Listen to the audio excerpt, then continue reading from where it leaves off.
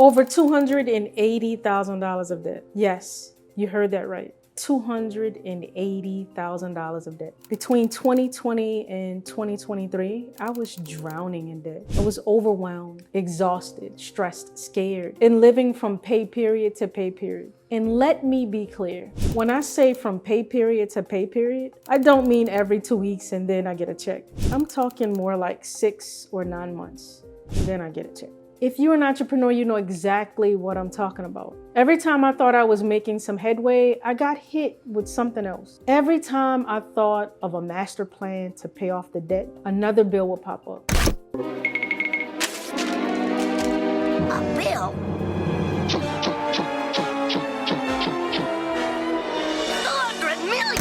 Just adding to the overall bottom line. I'm like, really? I can't catch a break. Then the calls from bill collectors started coming from left and right. Now I'm ducking calls. Dexter, telephone! Hello? This is the NASA Payment Collection Agency. We still haven't received your payment here. Did you get our notice? I don't think so. I don't see it here. I've been busy here. I have been having trouble getting my mail, and I had to leave the country.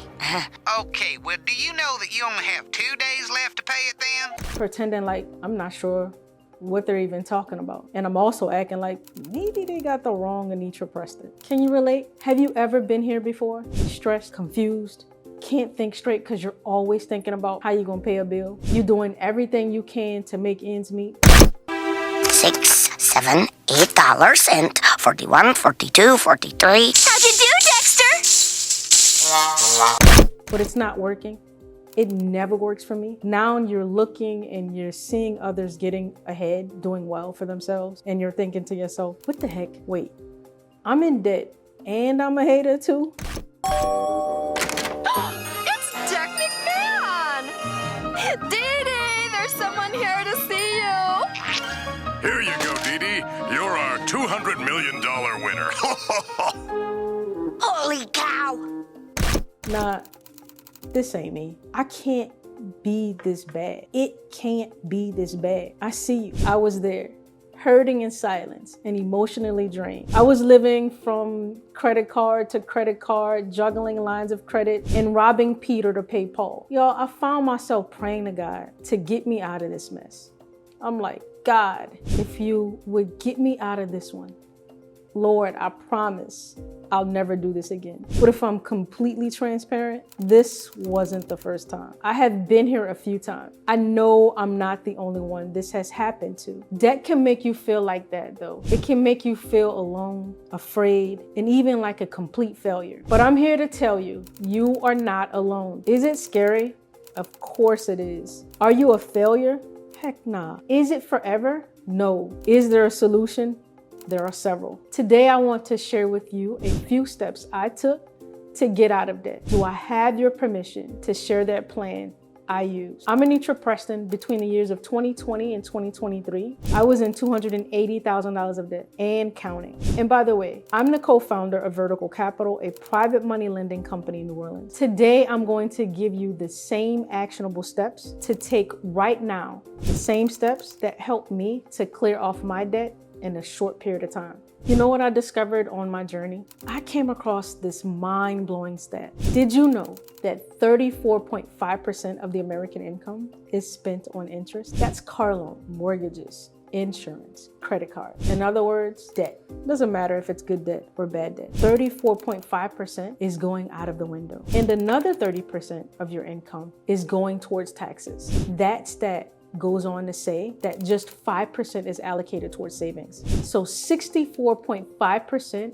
of your income is out the door before you can even count it. Okay, so I bet you're wondering, hey, you still got like 30%, right? Well, maybe, maybe not. Research goes on to suggest that the other 30% is spent on transportation, gas, groceries, eating out, eating in, healthcare, utilities, and other household operations. So what does this mean and how does it relate to debt? 64.5% of your income is spent on interest and taxes. This means you are working from January to August to pay the bank and our government. This means our banking system is designed to keep us in debt. So you bring in $100,000 a year, $64,500 of it is already accounted for. So the question is, how can we recapture at least $34,500? I'm about to tell you how I did it. And this leads me to step number one. You have to understand these numbers and what you're up against. There is this sort of invisible accounting that is going on in the background, a financial game created by the banks, and most people are completely unaware of it. And what I mean is most people operate based off the whole number of their salary. What they see is where they begin their accounting, when in actuality, you are working from a much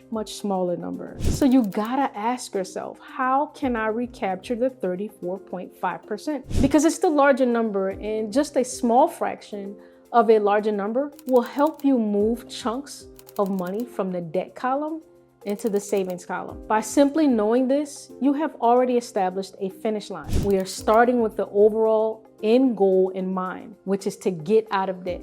In the beginning, it was hard for me to wrap my mind around it. But once I did, it helped me to make better situational decisions. Debt is situational. It is not static. Your circumstances change periodically throughout the months. Finances go up and finances go down. And you need to be able to make an adjustment when needed. This is why I don't subscribe to strict budget plans that don't allow for flexibility. This kind of execution is what drives you crazy and cause you to quit before ever getting started. Your car or home could all of a sudden need a major repair. This will blow up your strict budget plan out of the water. And when that happens, in comes discouragement and you quit. This just happened to me last week. I spent $1,200 out of the blue because my fuel vapor canister from my car needed to be replaced. This was not in the plan. I'm not suggesting you should not plan for the unexpected. I'm talking to the folks who are not there yet. If you are in debt, there is no way you can plan and set money aside for an emergency.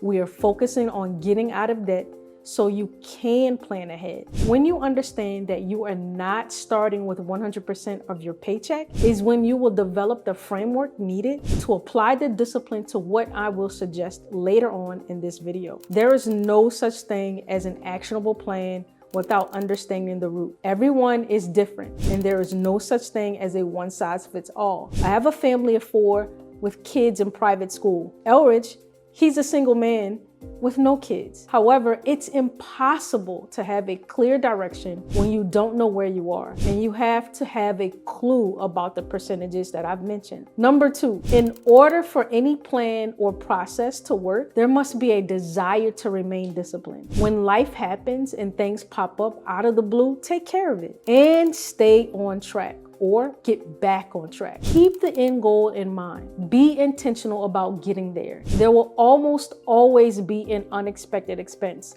that will pop up.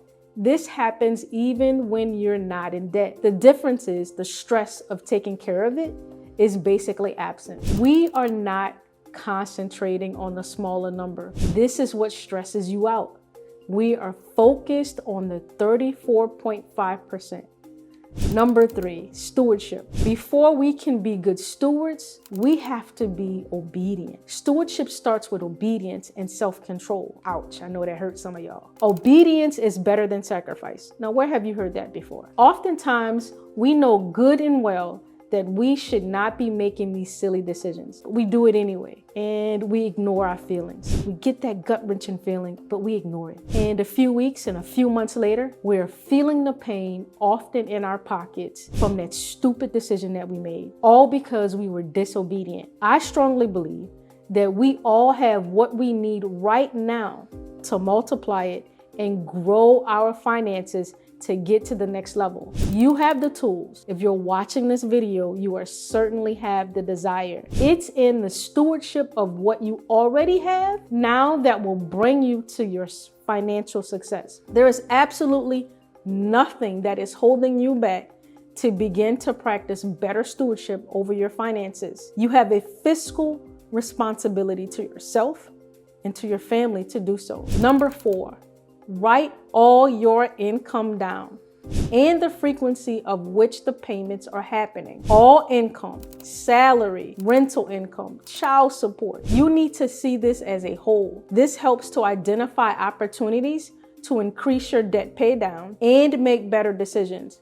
And it also helps you to know what stewardship looks like. Number 5, write down all your debts: credit cards, auto loans, personal loans, student loans. Now for each of those debts, write down the principal balances, interest rates, monthly payment. This helps you to get a clear picture of what you owe and create an optimized repayment plan. Now remember, on this channel, paying off debt means we are recapturing the 34.5% of interest that is going out of the window before you even get paid. Why? Because 10% of a watermelon is greater than 100% of a grape on any day. Number 6, now we need to prioritize these debts. In other words, which one are we going to tackle first? With a traditional lens, this can be looked at in many different ways. Some will say tackle the lowest balance first, as it helps to build momentum and knowing that you actually accomplish something quickly and easy. Others will say pay off the highest balance. Then another will say pay off the highest monthly payment. And then there's us here, Elridge and I at Vertical Capital. We say pay off the debt with the highest interest first. Why? Because more of your monthly payment is going towards interest and not the principal balance. This is what's keeping you trapped with those debts longer. In other words, your monthly payment towards the debt is not working efficiently for you. It's working for the bank, and you gotta stop this. You work too hard for your money. It should be working for you and not for the bank. When you remember that 34.5% of your income is for the bank, you definitely are gonna start thinking differently. Now let me test you. Let's say you have a car loan with a remaining balance of $11,000 with an interest rate of 6% and a monthly payment of $600 per month. And you have a credit card with a $18,000 balance with an interest rate of 18%, and the monthly payment is $530 per month. Bearing that there are no unique circumstances, which one of these debts are you choosing to pay off first? Drop your answer in the comments. Let's see why. Hopefully you said the credit card, but if you didn't, that's perfectly okay. That's what we're here for, we're learning. Now that you have prioritized your debt, number 7, go get a line of credit. Yes, I'm suggesting debt to pay off debt. Unless you are going to go get a second job, pick up a side hustle, or play the lottery, then the next step is to get a line of credit. We have all heard of using other people's money to buy real estate, right? Or assets. So why not use the bank's money to accelerate your debt repayment plan? Now, I'm not going to go super deep into this process. That is what our free community is for, and we have free classes on this as well. I give you the exact steps on how to set this up along with the process. But in step number 7, we're simply changing up how we bank to pay off our debt. We're accelerating the process. For example, in a traditional debt pay down plan or payoff plan, you may make a commitment to make monthly payments towards your debt. And after a long time, the debt is paid off, or you may do some debt consolidation program where the repayment process may still be a long time. Using a line of credit is similar to a consolidation program, but there are more benefits. A line of credit is revolving. As you pay down the line, those funds become available for use again without having to reapply or source other capital. You have more of a control on the monthly interest charges. You build a bankable relationship with your lender, and when used to pay off debt, you will immediately realize a positive impact to your credit. You will also have immediate access in the future to use the line to buy income sources or income generating assets. Number 8, pay off the debt. Let's revisit our example. Suppose you have an $18,000 credit card balance with an 18% interest rate. Now imagine you use a line of credit to pay off that credit card. At first glance, it might seem like you're just shifting your debt from one place to another. But here's what's really happening. You're actually saving yourself at least possibly 12, 14, let's just say a lot of interest. How does this work? The interest rate on a line of credit, especially something like a HELOC, is typically much lower than that of a credit card. Of course, we all know this. Plus, the interest on a line of credit is based on your lowest effective daily balance. Teach this in the free course as well. For example, if you have a $20,000 line of credit at a 5% interest rate, but only use $10,000, you're only charged 5% on the $10,000 you used, not the full $20,000. Step number 9, put all your income into the line of credit and pay your bills. Traditionally, most people park their income in a checking account, then pay their bills. This way, it's costing you way too much. So instead of doing that, what you're going to do is now put your money into the line. No, your money isn't gone. By putting it into the line, it becomes available for use again. These are the things that I did to pay off $280,000 of debt. You know what's better than me telling you this is what I did? Because you really shouldn't believe some random person on the internet, right? What's even better is if 2 random people tell you what they did to pay off debt. So meet Keith. He's a real estate investor with over 30 units. And when I told him what I did, he did the exact same thing to pay off his car. If you've got questions about how to pay off debt in 2025, hit me up in the comments. I don't mind helping where I can.